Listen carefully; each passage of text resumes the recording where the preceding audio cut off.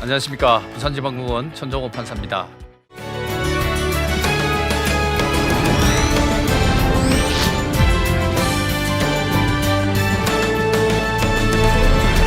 지난 8년간 소년재판을 담당한 경험을 가지고 학교 폭력 그리고 청소년 비행, 이해와 예방이라는 주제로 여러분들과 함께 나누고자 합니다.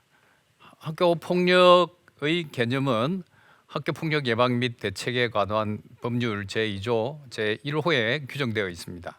학교 내외에서 학생을 대상으로 발생한 상해, 폭행, 감금, 협박 등등 이렇게 표현되어 있습니다. 공갈은 우리 아이들이 주로 쓰는 용어가 삥뜯기라고 하고요. 강요나 강제적인 심부름은 셔틀이라고 하고요. 따돌림은 우리가 보통 쓰는 왕따라고 합니다. 여기 중요한 것은요, 피해자가 학생이면 학교 폭력이 된다는 겁니다.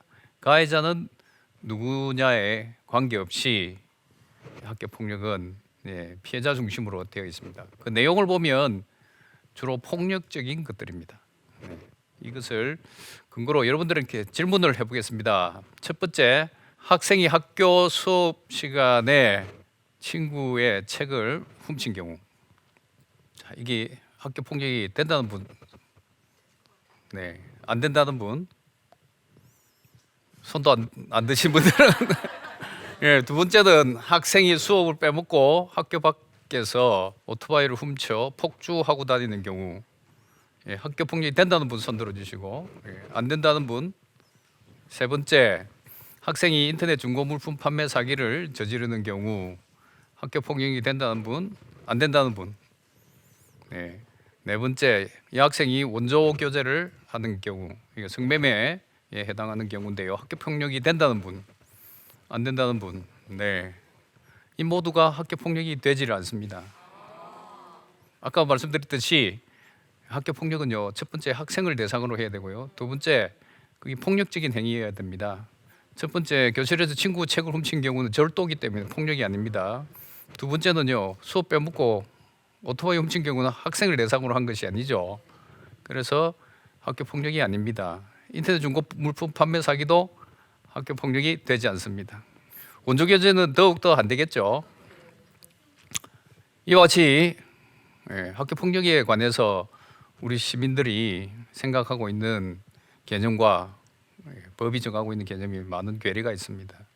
그래서 지금 이 시간부터는 학교 폭력과 청소년 비행으로 나누겠는데요. 어른들의 경우에는 이렇게 나눌 필요가 없습니다만은 청소년들의 경우에는 학폭법 때문에 학교 폭력과 청소년 비행을 나눠야 되고요. 그렇다면 앞으로 여러분들이 청소년 비행 관련 기사를 보실 때 먼저 여러분들이 주의해야 될 것이 이게 학교 폭력인지 청소년 비행인지 구분해 주십시오.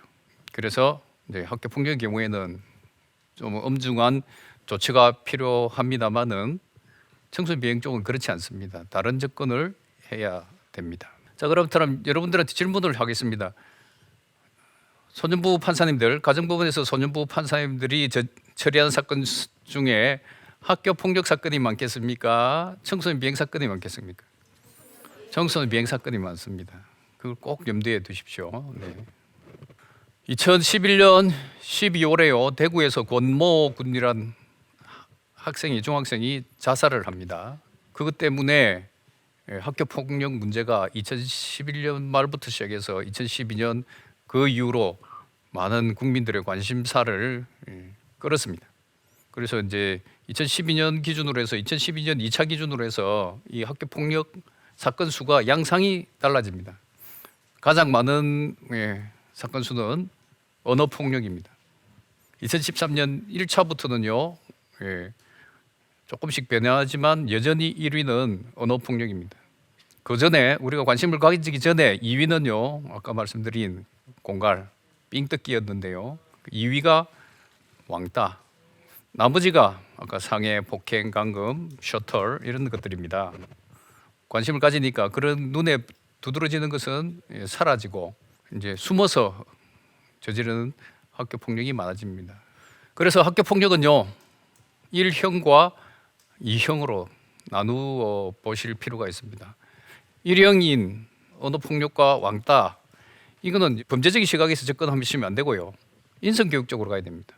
인성교육이 잘못해서 욕을 하고 왕따를 하는 것이지 이것이 나중에 큰 범죄자가 된다는 그 전제에서 쓰면 안 되거든요. 그래서 1, 유형하고 2유형은 나누는데 2유형이 아까 말한 여러분들이 보통 학교 폭력이라고 생각하시는 것들, 학생을 대상으로 하는 것, 때리고 돈 뺏고 심부름하고, 그래서 1형과 2형은 나누셔야 되고 1형은 인성형이라고 하고요. 2형은 비행형 또는 범죄형이라고 합니다. 그래서 학교 폭력에서 우리가 관심을 가져야 될 것은 2형이고요. 사회 전체가 관심을 가져야 될 것은 1형입니다. 욕설 문화를 줄이고 왕따 문화를 줄여가야 됩니다. 근데 학교 폭력 안에도요, 학교 내 폭력과 학교 밖 폭력이 있습니다. 저기 보시면 아까 말씀드렸듯이 2011년 11월 대구 건군 자살 사건 이후로 학교 내에서 아이들이 극단적인 선택을 한 경우가 많습니다. 그것이 왜 그러냐면 2011년 11월에 대구에서 건군 자살 사건이 터지고 우리 사회가 관심을 가지니까요, 2012년도에 들어와서 대구 경북 지역에서 열몇 명의 아이들이 연속적으로 자살을 합니다. 그 원인은 밝혀지지 않았는데요. 그 뒤로는 이제 사건이 줄었습니다만은 그동안 우리가 무관심했다는 겁니다. 그렇게 당하던 아이들이 사회가 관심을 가져주니까 나도 하는 입장에서 그렇게 하지 않았나 개인적으로 추측해 봅니다. 그런데 최근 2017년에 일어났던 부산 여중생 폭행 사건 아시죠? 이 사건은 학교 안에서 있었던 것이 아니고 학교 밖에서 있었던 겁니다. 내용이 다릅니다. 부산 여중생 폭행 사건의 경우는 이렇습니다. 이 아이가 피해자가 학생입니다. 아까 학교 폭력은 피해자가 학생이면 학교 폭력이라 했죠. 그런데 이 아이가 부산 여중생 학교 폭력 사건 발생 시점으로 60일간 장기 결석한 아이입니다. 3일만 더 결석하면요, 유급이 되어서 1년 더 새로 다녀야 될 아이였습니다. 자, 그런 아이들에 대해서 여러분들 학교 친구들이 관심을 많이 가질까요? 선생님들이 그 아이가 왜 장기 결석하는지 요즘 가정 방문하고 합니까? 안 합니다. 그 아이는 놀아줄 친구가 없어요. 학교 가지 않죠. 가출도 좀 하고 있죠. 그런 상태에서 학교보다는 학교 밖에서 이렇게 그룹을 지었다 보니까 학교 밖 아이들이 어떻습니까? 학교 내 아이들보다는 위험한 군에 속하는 아이들이거든요. 그 아이와 놀아준 그 선후배 친구들이 대한학교에서 다니는 아이들입니다. 학교에서 말썽을 일으켜서 그 대한학교에서 교육을 받는 아이들이거든요. 그러니까 그 아이 속에서는 고위험군 아이들이 많아요. 그래서 사소한 말 한마디에 폭력이 일어납니다. 여러분들이 보통 생각하면 학교 폭력하면요, 학교 안에서 성실하게 생활하는 아이들에 대해서 괴롭혀가지고 정신적으로 육체적으로 가혹행위를 하고 극단적인 선택까지도 이러는 그런 경우를 생각하는데, 그런 경우는 2012년형 학교 폭력이라고 하고 그 학교 내 폭력이라고 보시면 되고요. 최근에 일어나는 많은 사건들은 학교 밖 폭력입니다. 자, 그렇다면 왜 그러면 그 아이들이 자살을 하는지 궁금하지 않습니까? 네. 이 원인을 잘 분석하셔야 됩니다. 잘못 분석하면 정확한 그리고 올바른 대처가 될 수가 없거든요. 그래서 이 학교 폭력은 세 가지 특성이 있습니다. 이 세 가지 특성은 꼭 알고 계셔야 돼요. 그래야지만이 대처를 할 수가 있습니다. 첫 번째, 관계성입니다. 여러분, 길 지나가다가 강도를 만났어요. 강도를 당했습니다. 그 강도하고 여러분하고 사회적 관계가 있을 확률이 높습니까? 희박합니까? 아는 사람이 칼 들고 강도짓 안 하겠죠? 자, 그게 일반적인 범죄의 특성인데요. 학교 폭력은 어떻습니까? 친구 사이에, 선후배 사이에, 동창 사이에 발생합니다. 자, 전혀 모르는 사람한테 당한 경우하고 아주 친하게 지내다가 학교 폭력에 휘말린 경우 어느 쪽이 정신적 충격이 클까요? 네, 아는 사람이 있겠죠. 네, 그게 첫 번째 특성입니다. 관계성. 두 번째가 지속성입니다. 어제 강도를 당했는데 오늘 또 그 사람한테 그 장소에서 강도당할 확률이 높습니까? 희박합니까? 희박하죠. 강도가 보통 심장이 아니면 그 자리에 다시 안 오겠죠. 근데 학교 폭력 어떨까요? 어제 당하고 오늘 당하고 내일도 당할 수밖에 없습니다. 왜? 방학 빼고, 그죠? 휴일 빼고 학교를 가야 되니까. 근데 그 지속성 속에 뭐가 들어가냐면요, 가벌 관계가 들어갑니다. 그럼 폭력이 지속이 되면 한쪽은 일방적으로 가해자가 되고 한쪽은 일방적으로 피해자가 되는 그런 가불 관계에 설 가능성이 매우 높습니다. 지금까지 8년간 지켜본 바에 하면 한번 주도권을 잡으면요 지속적으로 괴롭히는 경우가 꽤 많습니다. 세 번째가 공연석입니다. 강도가 남이 본 데서 강도짓 합니까? 안 하죠. 근데 학교 폭력은 어떻습니까? 대놓고 할 때는 있고요. 학교라는 곳은 공동체 생활하는 곳 아닙니까?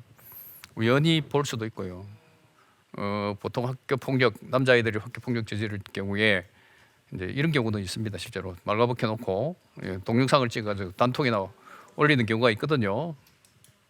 그렇게 피해를 당하고 있는데 자기가 좋아하는 여학생이 그것을 봤다면 어떻게 될까요? 네. 그 다음에 반 아이들 30명이 그걸 다 봤다면 어떻게 될까요? 그 다음에 전교생이 그걸 다 봤다면 어떨까요? 그렇기 때문에 학교 폭력은요 일반 범죄하고 달리 접근해야 됩니다. 일반 범죄는 남이 본 데서 잘 안 하잖아요. 근데 학교 폭력은 의도하든 그렇지 않든 볼 가능성이 매우 높은 공동체 구조가 되어 있습니다. 그래서 학교 폭력이요 아까 관계성에서 전혀 모르는 사람한테 당한 경우보다 정신적 충격이 크고 지속성에서 정신적 충격이 크고요 공연한 이 입장에서 정신적 충격이 큽니다. 이런 이 세 가지 특성이 계속된다면 치명적인 결과를 초래할 수가 있거든요. 대표적인 사례가요 2013년 3월 15일에 발생한 경산 학생 자살 사건입니다. 3월 달이면 입학한 지 얼마 되지 않았죠. 고등학교 입학한 지 일주일 만에 자살한 경우인데요. 자, 그렇다면 판사님 뭐 일주일밖에 안 됐는데 지속성이 없는데요 하실 건데 어떻습니까? 어디까지 거슬러 올라가야 됩니까? 중학교까지 가야 됩니다. 그죠? 중학교까지 거슬러 올라가 보니까 가해 아이 2명하고 저 피해자 아이하고 3명이 친한 친구입니다. 이 피해자 아이가 3년 동안 이 두 아이한테 괴롭힘을 당했습니다. 쓰레기통을 뒤집어 쓰고 춤추기도 하고 아까처럼 팬티 내려놓고 사진도 찍히기도 하고. 그런데 이 3년 동안 신고하라 해도 신고를 안 했어요. 그런데 고등학교 가서 일주일 만에 이제 자살을 하게 됩니다. 첫 번째 이유는 아까 말했듯이 그 같이 놀던 친구들이 성적이 비슷하니까 같은 고등학교 가요. 고등학교는 사실상의 등급제가 되어 있어서 특목고부터 시작해서 등급제가 되어 있어서 비슷한 성적이 있는 아이들은 비슷한 학교에 갈 수밖에 없습니다. 맞습니까? 두 번째는 같은 반이 됩니다. 세 번째는 그 학교가 기숙학교입니다. 이제 바로 이해되시죠?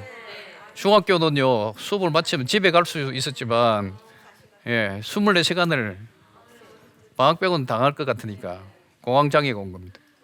그럴 것 같으면 학교를 그만두고 누구하고 상담을 해서 풀어버려야 되는데 그 무게가 너무 컸던 것 같아요. 그래서 이제 아이가 극단적인 선택을 합니다. 이런 것들이 이제 학교 폭력에 우리가 진짜 관심을 가져야 될 학교 폭력입니다. 그래서 여러분들이 혹시 학교 폭력이 발생했을 경우에 첫 번째 대처해야 될 것이 사실관계를 파악하는데 어떤 사실관계냐? 첫 번째 두 아이가 관계적에 있느냐, 특히 가불관계에 있느냐, 한쪽이 다른 쪽 아이를 지속적으로 괴롭히는 관계에 있느냐, 또 얼마만큼 피해가 발생했는데 주위에 방관자가 있느냐, 방조자가 있느냐 이걸 살펴보셔야 됩니다. 그렇지 않고 친구들끼리 우발적으로 욕을 하든지 왕따를 한 경우는 사태를 크게 만들지 마시고 친구끼리 화해를 시키시고 인성교육을 시키시는 방향으로 가야 되는데요. 그렇지 않고 저는 세 가지 특성을 가진다면 아주 심각하게 접근을 해서 피해자를 위로를 하고 빨리 관계 회복을 해줘야 됩니다. 예를 들어서 가해자가 2명인데 피해자가 1명이라면 가해자와 피해자의 관계만 회복되면 되느냐? 공정성 입장에서는 그렇지는 않습니다. 아까 그 길 지나가다가 그 장면을 본 여학생하고도 명예가 회복돼야 되고요. 반 친구들과의 명예가 회복돼야 되고요. 전교생과의 명예가 회복돼야 됩니다. 그렇지 않고 어중간하게 처리하면 사건은 끝났을지 몰라도 피해자의 마음에 남아있는 상처는 그대로 앙금이 남아있을지도 모릅니다. 그래서 학교폭력의 경우에 이런 세 가지 특성, 아까 말했죠. 2012년형 학교폭력, 특히 극단적 선택까지 갈 수 있는 이런 가능성을 가진 학교폭력에 대해서는 철저히 조사하시고, 그렇지 않은 경우에는요, 빠른 화해와 회복을 위해서 좀 넓은 마음을 가지고 접근해 주시면 좋겠다고 생각합니다. 자, 그래서 이제 학교 폭력 문제의 본질은 뭐냐? 결국 뭡니까, 여러분? 뭐겠습니까?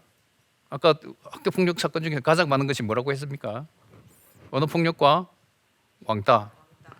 그렇죠. 결국 본질은 뭡니까? 인성 문제 아닙니까? 인성 문제.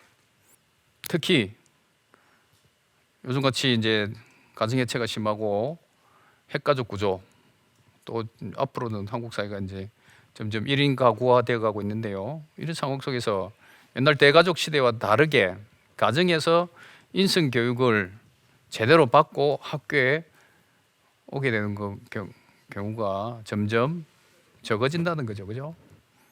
인성교육진흥법이 만들어졌지만요, 그것이 집안에 가정에까지는 들어가지 못합니다. 학교 내에서 인성교육진흥을 하라고 하는 건데요, 가정에서 이미 인성이 문제된 아이들이 학교 와서 그걸 바로잡는 게 쉬운 일이 아닙니다. 이렇게 된 게 아까 말했듯이 그 학교 폭력의 본질이 우리 사회의 구조를 반영하고 있는 건데요, 출산율이 세계 최저인 거 아시죠? 고령화가 급격하게 진행되고 있습니다. 예, 저기 보시면 같은 학교 1966년도에 전교생 사진 쓰고요, 2017년도에 전교생 사진 씁니다. 여러분들 잘 인식은 못 하시겠지만 이렇게 변화해 버렸습니다. 예, 주위의 흑백 사진에서는요, 인구 구조가 피라미드형으로 되어 있습니다.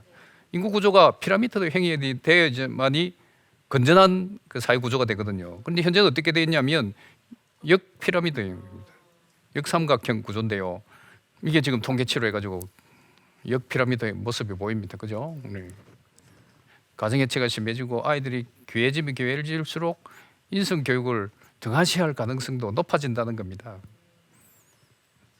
그런데 이걸 이제 이 역피라미드 구조를 바꿔주셔야 되는데, 이게 언제 그 역전될지는 저는 잘 모르겠는데, 이게 굉장히 이제 우리 사회에 악영향을 끼칠 수 있다는 겁니다. 그런데요, 우리 사회가 이 아이들한테 제공하는 사회의 모습이 너무 유해하다고 저는 생각합니다. 술, 담배 무책임하게 팝니다. 그 다음에 술 권하는 사회입니다. 그죠? 그 다음 폭력이 무기 내진 미화됩니다. 여러분 TV나 드라마 보시면 얼마나 자주 욕이 등장합니까? 아이들한테 욕하는 것도 하나도 그냥 쉽게 넘어갈 수도 있지만, 그것이 상대방이 듣기에 따라서는 상처가 될 수 있고 폭력이 될 수 있다는 것을 깨우쳐 줘야 됩니다.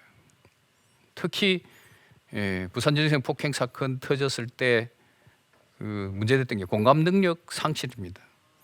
내가 이렇게 저 아이를 때렸을 때 그 피해자 입장에서 얼마나 아플까? 적어도 뭐 욕 한마디 잘못했다, 말 한마디 잘못한 거면 그렇게 과도하게 폭력을 행사할 이유가 있을까? 이렇게 생각을 해야 되는데, 공감 능력을 상실해 보니까요, 자기가 하는 것에 대해서 상대방이 아파서 울고 외치고 할 때도 이게 피드백이 안 된다는 겁니다. 특히 부산전생 폭행 사건의 그 폭력 장면을 보면 영화의 한 장면입니다. 왜 그렇게 됐을까? 그죠? 그 아이들은 그 행위에 대해서 의미를 잘 이해하지 못할 수도 있습니다. 그런 공감 능력 문제도 깊이 여러분들이 각인시켜 주시고, 우리 사회가 학교 폭력 문제에서 범죄자의 시각에서 비행형 학교 폭력보다는 언어 폭력과 왕따, 이 인성형 학교 폭력이 많다는 생각에 인성 교육 쪽에 관심을 가졌으면 좋겠다는 겁니다. 이것은 결국 학교 폭력 문제, 특히 인성 문제는 우리 사회의 현실을 그대로 반영하고 있다고 보시면 됩니다. 근원적으로 가다 보면 이게 학교 문제도 아닙니다. 그죠? 우리 사회 출발선에서 이미 사회 구조적인 문제, 빈부격차 문제가 심화되어 있다는 겁니다. 그런 상황 속에서 아이들은 어떻게 됩니까? 초등학교까지는 잘 모릅니다. 근데 중학교쯤 되면 바로 성적 경쟁이 시작됩니다. 그죠? 성적 경쟁이 시작되는데 제가 소통하고 있는 아이들, 비행청소년, 소위 말하는 비행청소년들 아이들 보면요, 영어 ABCD 모르는 아이들이 참 많아요. 그런데 어떤 아이들은 중학교 들어가기 전에 영어 읽기, 듣기, 말하기, 쓰기, 수학, 정석 다 떼고 들어갔잖아요. 그럼 중학교 1학년 때 시험을 칩니다. 근데 학교에서는 어떻습니까? 그 차이를 여러분들이 고려해 줍니까? 학교에서? 아니잖아요. 영어 ABCD 모른다고 다시 시작시켜 줍니까? 아니지 않습니까? 당연히 하고 오는 것으로 생각하고, 그러다 보니까 중학교에 딱 들어가 버리면 문제가 발생하기 시작합니다. 수업을 들을 수가 없어요. 듣고 싶어도 들을 수가 없어요. 보통 우리가 말하는 이런 구분을 하겠습니다. 양해해 주시면 주류와 비주류인데요. 주류 아이들은 미래를 위해서 공부를 열심히 하는 성적 경쟁에 그래도 따라간 아이들, 그러지 못하고 비주류 아이들은 성적 경쟁이 낙오되어서 방황한 아이들이라고 보시면 되는데요. 거기서부터 주류 비주류가 나뉘고, 비주류 아이들은 학교에 어쨌든 졸업을 해야 되니까 몸부림친다고 저는 생각합니다. 우리 사회가 이런 아이들 문제에 관해서 내 아이만 잘 양육하고 학교에서 사고 안 저지르면 된다고 생각해서 이제 성적 경쟁을 시킵니다만은, 우리가 돌아보지 못한 사이에 그런 아이들이 있고요. 그런 아이들이 결국 학교가 부적응하고, 그러니까 언어 폭력 왕따를 저지르다가 아니면 이 유형으로 친구들 돈 뺏고 상해하고 하게 되는 겁니다. 그런 상황 속에서 아이들은 학교 폭력에 노출되고, 그러다 보면 학교에서 징계를 받고 학교 밖으로 가서 학교 밖 폭력을 저지르고, 그런 아이들이 나중에 이제 청소년 비행 쪽으로 넘어가게 된다는 겁니다. 그렇다면 학교 폭력 해결책은 가정을 바로 지켜야 되는데 그게 쉬운 일은 아닙니다. 거기서부터 출발해서 우리 사회가 한 걸음 한 걸음 나가야 되는데 오히려 역행하고 있지 않은가, 그렇게 생각합니다. 우리 사회가 점점점 저출산, 핵가족화 되어가고 있는데요. 이런 상황 속에서 우리 교회가 이성교육을 어떻게 책임져야 될지를 깊이 고민해 보아야 하지 않을까, 그렇게 생각합니다. 이상으로서 제 1강을 마치겠습니다. 감사합니다.